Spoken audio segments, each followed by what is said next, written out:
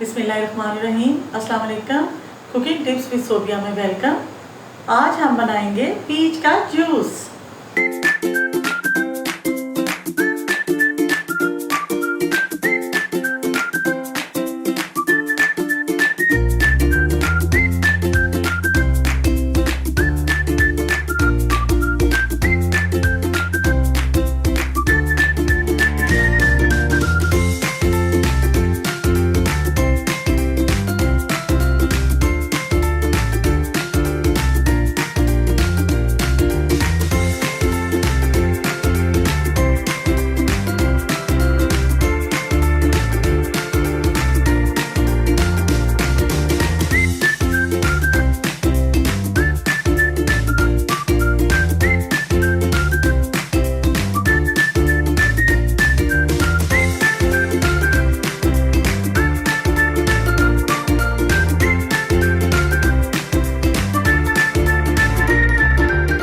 Peach का juice बहुत healthy और बहुत टेस्टी होता है।